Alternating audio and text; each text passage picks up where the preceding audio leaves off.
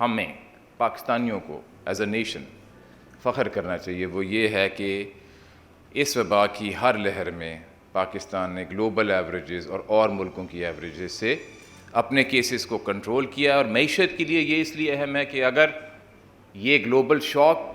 Economic شاک تھا ہی public health crisis, اگر public health crisis کو ہم نہیں مینیج کریں گے تو پھر اس کی امپلیکیشنز ہماری اکانومی پہ بھی ہوئیں گے. تو ہمیں اپریشیٹ کرنا چاہیے جو کام NCOC نے کیا, اور اس کے ساتھ ساتھ ہمیں اپریشیٹ کرنا چاہیے جو کام اس کے ساتھ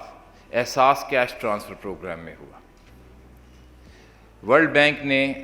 ایشین ڈیولپمنٹ بینک نے اور بین الاقوامی اداروں نے پاکستان کے اس پروگرام کی تعریف کی ہے کہ نہ صرف گلوبلی اگر آپ دیکھیں تو پبلک ہیلتھ کی ڈائمینشن کو کنٹرول کیا, بلکہ جو غریب لوگ ہیں ان کو ایک اچھے اور ٹارگیٹڈ مینر میں جلد از جلد کیش ٹرانسفرز پہنچائے. اور اگر آپ اس کی ٹوٹل دیکھیں کہ اس کا امپیکٹ کتنا ہوا تو depending upon how you counted 1 or 2 or 1 in 3 households were touched by the Ehsaas cash transfer program. So I think سب سے پہلے جو پاکستان کا کووڈ کا جو ایکسپیرینس ہے globally it stands out, and I as a Pakistani feel proud and I would encourage you to raise your head high whenever you speaking in international fora about Pakistan's COVID journey. That's number 1. کہ جہاں پہ ہمیں اور کام کرنے کی ضرورت ہے, and this talk would not be complete if we don't recognize the challenges and we only talk about some of the strengths. پہلا چیلنج یہ ہے the global commodity prices,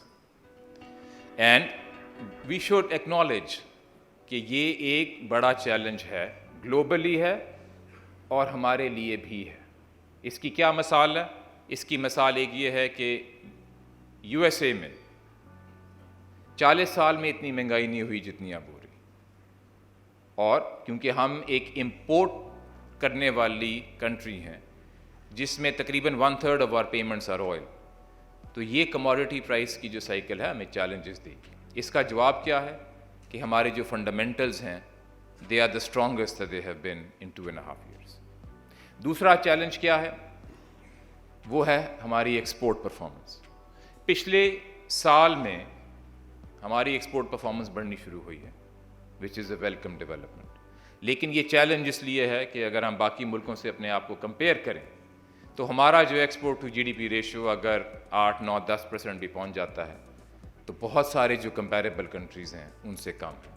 اور یہ میں چیلنج دینا چاہوں گا ہمارے ہی ایکسپورٹرز کو کہ کیونکہ ایکسچینج ریٹ بھی کمپیریٹیو ہے, کیونکہ حکومت ان کو سبسڈیز بھی دے رہی ہے اور بہت سارے انسینٹیوز دے رہی ہے, تو آپ دکھائیں کہ گلوبل سٹیج پہ you can compete and get our export to GDP ratio well above the levels that it is right now. اور آخری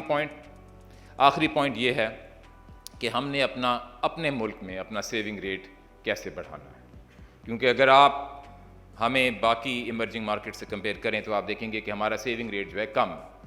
اور یہ اہم اس لیے کہ اگر ملک کا خود سیونگ ریٹ نہیں ہوگا تو اس کو باہر سے بورو کرنا ہوگا, اور اسی لیے ہمارا کرنٹ اکاؤنٹ ڈیفیسٹ بڑھتا ہے.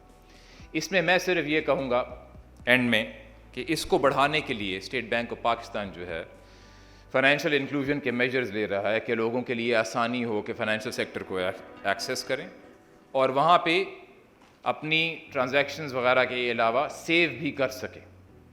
کافی سارے لوگوں نے ذکر کیا روشن ڈیجیٹل اکاؤنٹ کا, جو کہ ایک مثال ہے جو ہم نے اسکیم دی کہ اوورسیز پاکستانی سے ہم سیونگز جنریٹ کریں. اور میں آخر میں آپ کو اس اسکیم کے بارے میں صرف اس طرح ایلسٹریٹ کروں گا کہ روشن ڈیجیٹل اکاؤنٹ میں 1.5 سال میں تقریباً $3 ارب سے زیادہ پیسہ آیا پاکستان کے بیلنس آف پیمنٹس کے لیے.